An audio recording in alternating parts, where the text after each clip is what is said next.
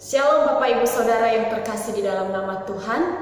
Pada kesempatan ini saya akan membagikan kebenaran firman Tuhan kepada kita.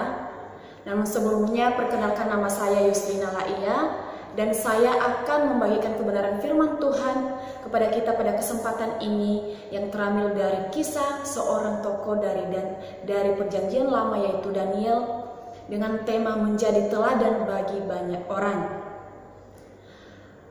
Dari tokoh Alkitab yang kita dengar ini, Bapak Ibu Saudara, sudah tidak asing lagi ketika kita mendengar yang namanya Daniel. Tentu saja yang terlintas di dalam pemikiran kita yaitu gua singa dan teman-teman Daniel, Sadrak, Mesak, dan Abednego.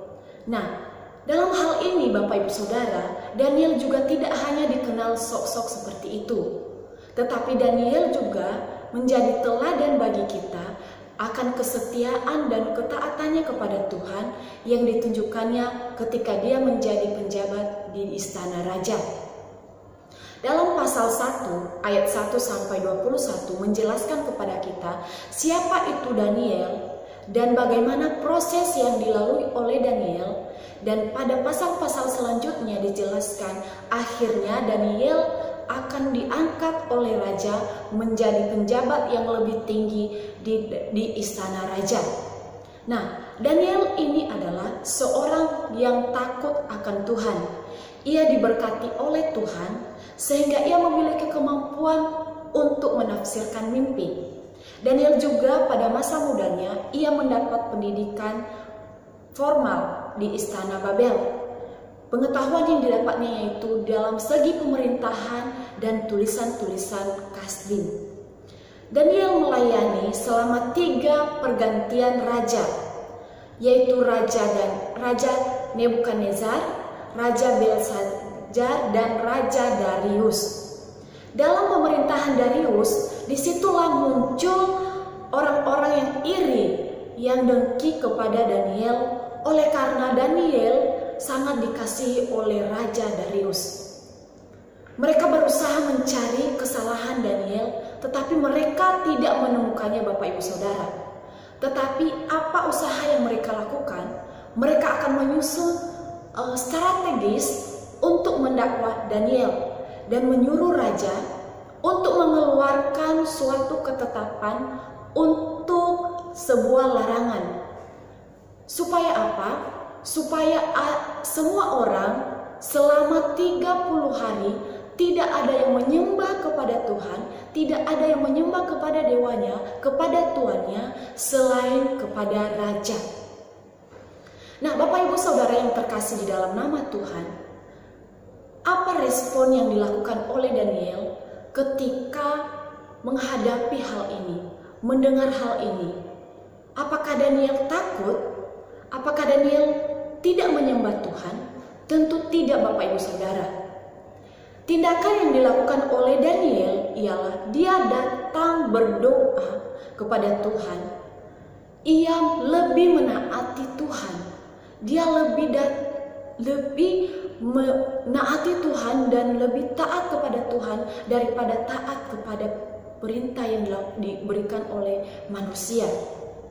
Nah, meskipun ada ancaman yang mengancam Daniel ketika dia datang kepada Tuhan. Nah, Bapak Ibu Saudara, apa yang perlu kita pelajari di dalam kehidupan Daniel ini, yaitu konsisten dalam iman.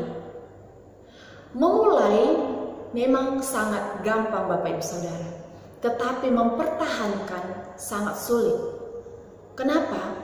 Kadangkala kita orang yang percaya, kebenaran yang kita dapatkan sangat susah mempertahankan ketika kita mendapat suatu goncangan, ketika kita mendapat suatu ancaman, kita sangat susah untuk mempertahankan iman kita kepada Tuhan. Oleh karena ancaman yang menghampiri kita, seperti pada kondisi-kondisi sekarang ini. Tetapi alangkah baiknya kita mengikuti seperti yang dilakukan oleh Daniel. Walaupun ancaman menghadapi dia, walaupun dia mendapat suatu ancaman ketika dia menyembah kepada Tuhan, dia datang berdoa kepada Tuhan, namun dia tetap konsisten kepada Tuhan. Dia selalu berserah dan memuji Tuhan, Bapak Ibu Saudara. Kemudian tidak fokus pada ancaman. Respon yang dilakukan oleh Daniel ketika menghadapi masalah yaitu ia tetap taat dan datang untuk berdoa kepada Tuhan. Ia tidak fokus pada ancaman yang ada. Dia menyerahkan hidupnya penuh kepada Tuhan. Jelas di dalam pasal 6 ayat 11 mengatakan bahwasanya demi didengar Daniel bahwa surat perintah itu telah dibuat, pergilah ia ke rumahnya, datang dalam kamar atasnya dan tingkap-tingkap yang terbuka ke arah Yerusalem. 3 kali sehari ia berlutut dan berdoa serta memuji Allahnya seperti yang biasa dilakukannya. Nah, Bapak Ibu Saudara, hal yang ditujukan oleh Daniel ini adalah ia lebih taat kepada Tuhan daripada taat kepada manusia. Ancaman yang ada tidak mengubah kehidupan Daniel, tidak mengubah kesetiaan, ketaatan Daniel kepada Tuhan. Daniel tidak hanya memiliki iman yang musiman, dalam arti hanya ketika ada masalah dia datang kepada Tuhan, atau sebaliknya ketika dia menghadapi atau mengalami sukacita baru datang kepada Tuhan. Tapi jelas mengatakan dia datang kepada Tuhan berdoa berlutut seperti yang dilakukannya sebelumnya, sebelum dia mendapatkan ancaman, Bapak Ibu Saudara.